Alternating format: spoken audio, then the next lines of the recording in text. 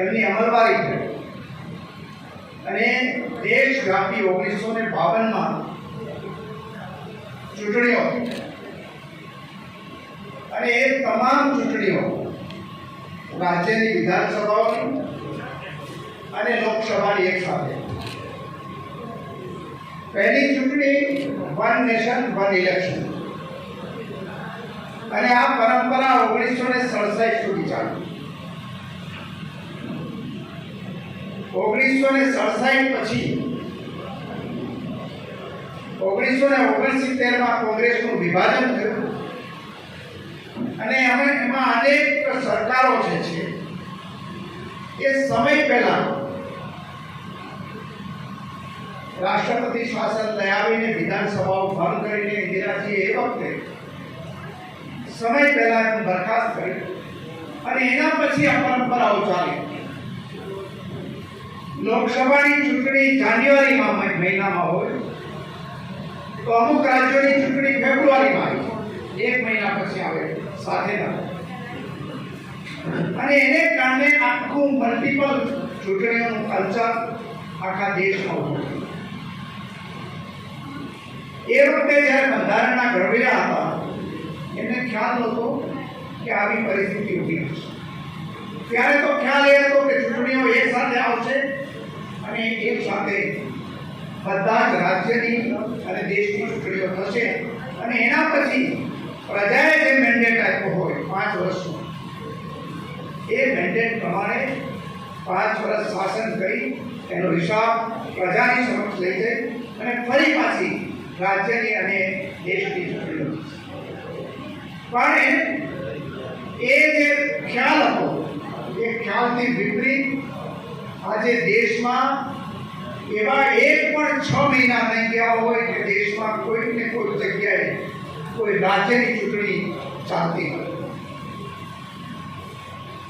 અને એને કારણે દેશના સંસાધનો ખૂબ મોટે પાટે ભેદ થાય, વહીવટી તંત્ર ઠપ થઈ જાય અને એને કારણે આ વિચાર ખૂબ જરૂરી હતો, પરંતુ વિચાર અત્યાર સુધી રજૂ થયો.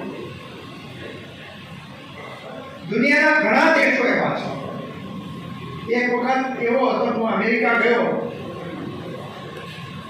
ત્યારે અમેરિકાની અંદર એક સાથે ચૂંટણી ચાલુ. આપણા ગુજરાતી સમાજના એક મોટા આગેવાન હતા, સુનિલ નાયક, અમદાવાદના છે. એ મને એક ચૂંટણી પ્રચારમાં લઈ ગયા અને ચૂંટણી પ્રચાર એટલે મને એવું હતું કે કોઈ સભા હશે, મીટિંગ કરવાની હશે, ઉમેદવાર આવશે. ત્યાં 30 તારીખની 4 તારીખની ચૂંટણીઓ.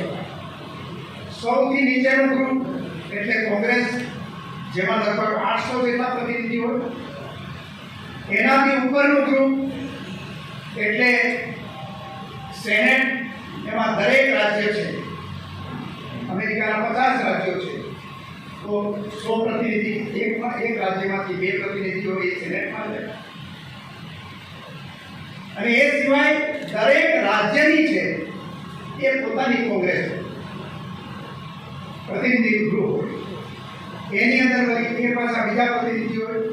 એટલે લગભગ એમ માનો કે 2 ગ્રુપ ઉપલા ગ્રુપ ક્યાંના અમેરિકાના, યુએસએના ફેડરેશનના, અને એક ગ્રુપ રાજ્યનું, એટલે 3 ગ્રુપ.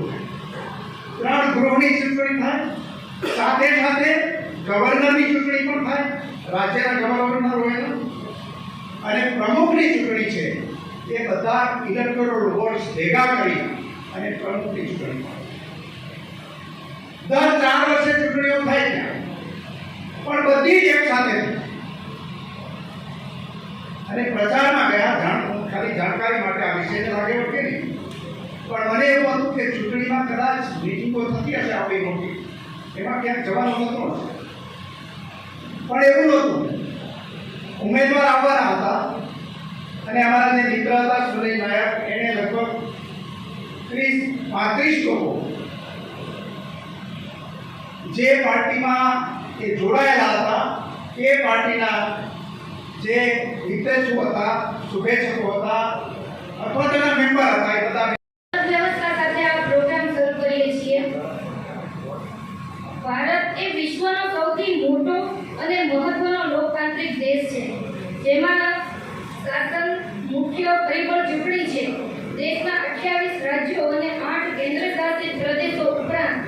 લોકસભાની ચૂંટણી જો એકસાથે કરવામાં આવે તો અલગ અલગ સમયે થતી ચૂંટણીથી દેશના સમય, સંસાધન અને વહીવટી ખર્ચની બચત થઈ શકે છે. વડાપ્રધાન શ્રી નરેન્દ્રભાઈ મોદીજીની દૂરંદેશી અને દીર્ઘદ્રષ્ટિને કારણે જો ભારત દેશના સુજ્ઞ મતદાતાઓને એક રાષ્ટ્ર એક ચૂંટણીની બાબતે યથાર્થ રીતે સમજાવી અને તેઓ આ રાષ્ટ્રહિતના કાર્યમાં તેમનું સમર્થન આપે તો આઝાદીના અમૃતકાળમાં વધુ એક ઉપલબ્ધિ હાંસલ કરી શકીશું. અહીં ઉપસ્થિત ભાવનગરના પ્રબુદ્ધો વન નેશન વન ઇલેક્શન વિચારના વાહકો બની જનજન સુધી આ વિચારોને પહોંચાડી આ કાર્યના લાભો બાબતે જાગૃતિ કેળવવામાં ઉપયોગી થશે તેવી આ કાર્યક્રમની અપેક્ષા છે. અમે આ માટે એક વન નેશન વન ઇલેક્શનના સમર્થનનો બે બિલ્લો આપને આપી રહ્યા છીએ જેથી તમારા સૌના માધ્યમથી આ વિચાર વધુ લોકો સુધી ફેલાવી શકાય. તેથી તમને નમ્ર વિનંતી છે કે શક્ય હોય તો જાહેર સ્થાનોએ કે સમારંભો અને સામાજિક પ્રસંગોએ તમને અનુકૂળ લાગે તો આ બિલ્લો પહેરી આ વિચારને રાષ્ટ્રહિતમાં વધુ વેગ આપશો. હમણાં આપણે અહીંયા મહેમાનોને જે બિલ્લો આપ્યો એ અહીંયા દરેકને આપવાના છે. હમણાં આપના લોકો સુધી પણ પહોંચી જ જશે. ફરીથી આજના આ પ્રોગ્રામમાં ઉપસ્થિત સૌ ભાવનગરના પ્રબુદ્ધ લોકોનું હું ખૂબ સ્વાગત કરું છું. આભાર. ભારત માતા કી જય. પ્રબુદ્ધ નાગરિક સંમેલનમાં ઉપસ્થિત પોરબંદરના ધારાસભ્ય અને આજના મુખ્ય વક્તા શ્રી અર્જુનભાઈ મોઢવાડિયા, શ્રી વિભાવરીબેન, ઉપસ્થિત પૂર્વ પ્રમુખશ્રીઓ, સુખસ્ય મૂલમ ધર્મ, ધર્મસ્ય મૂલમ અર્થ, અર્થસ્ય મૂલમ રાજ્ય, રાજ્યસ્ય મૂલમ ઇન્દ્રિયો જય.